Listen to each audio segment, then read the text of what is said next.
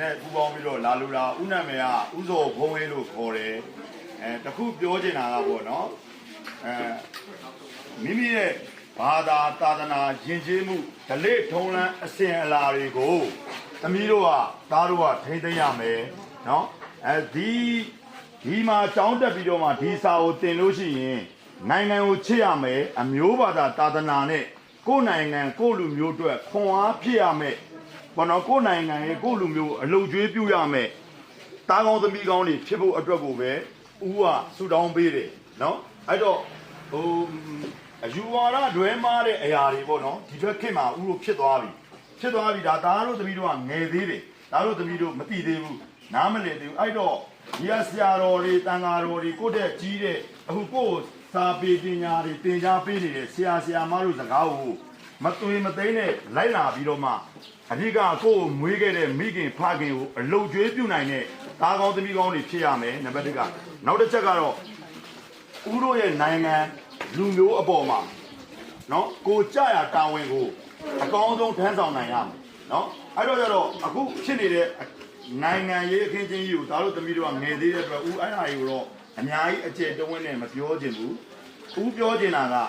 နိုင်ငံနဲ့လူမျိုးပေါ်မှာပေးဆက်နိုင်တဲ့အသွေးအသားနဲ့ခန္ဓာကိုယ်ကိုပိုင်ဆိုင်ထားတဲ့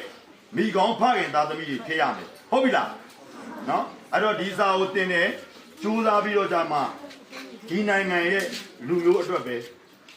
ပေးဆက်ဖို့အတွက်ပဲဦးကပြောချင်တယ်နော်အခုလိုမတူညီကွဲပြားတဲ့အယူဝါဒတွေရောရှိတာပေါ့ဒါကတော့ကိုယ့်ဘာကိုမွေးရပါအသိဉာဏ်ပညာတွေဒီကသင်ပေးလိုက်တဲ့ဆရာမတွေရဲ့စာပေကျင့်မှုဓလေ့ထုံးတမ်းအစဉ်အလာတွေနဲ့အသိဉာဏ်ပညာတွေနဲ့စဉ်းစားပါနော်တိုင်းပြည်တို့အားပဲဖြစ်စီကြပါတယ်နော်တိုင်းပြည်တို့အားဖြစ်အောင်ပဲဦးကသားတို့သမီးတို့ကိုပေါ့နော်တိုက်တွန်းခြင်းနဲ့နောက်တော့တောင်းဆိုခြင်းတွေပေါ့နော်သားတို့သမီးတို့ကြိုးစားကြပါနိုင်ငံနဲ့လူမျိုးအတွက်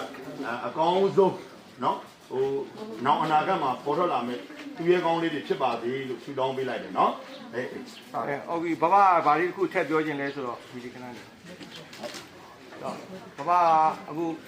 အကိုကြီးဥစော်ဘုန်းကြီးပေါ့နော်လာတယ်အခုအစားတောင်းတဲ့ပတ်သက်ပြီးသမီးတို့ရဲ့အခြေအနေတွေဖြစ်မှန်တွေဘာလို့ကိုသိရတယ်ပေါ့နော်အလူရှင်တွေလည်းဒီထဲမှာကလာအောင်ဘာလို့ကြိုးစားပြီးမယ်အစားတောက်လေးတွေကိုလည်းချက်တဲ့နေရာမှာကောင်းကောင်းလေးတွေစားတတ်အောင်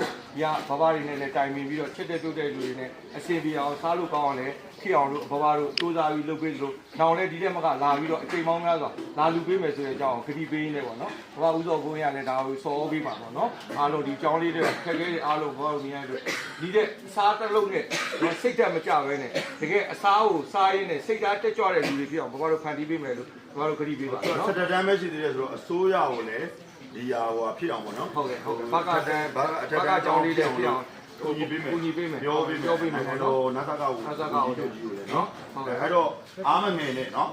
ဘဝမှာဖြစ်လာတဲ့အခက်အခဲတွေကိုအားလုံးသမီးတို့သားတို့ဦးတို့အတူတူချင်းဆိုင်တယ်ဘာမှမဖြစ်ဘူးနော်ဦးတို့နိုင်ငံလေးစာရာသီချင်းနဲ့ဖွံ့ဖြိုးစေခြင်းနဲ့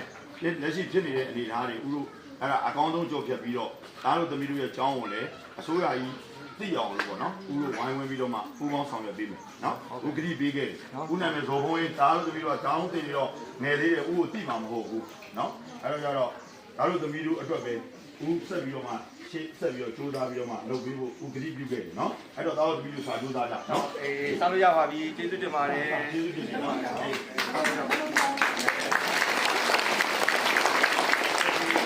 ဘာသာရေးနဲ့နော်ဒီလိုတို့ဒီဖက်တော့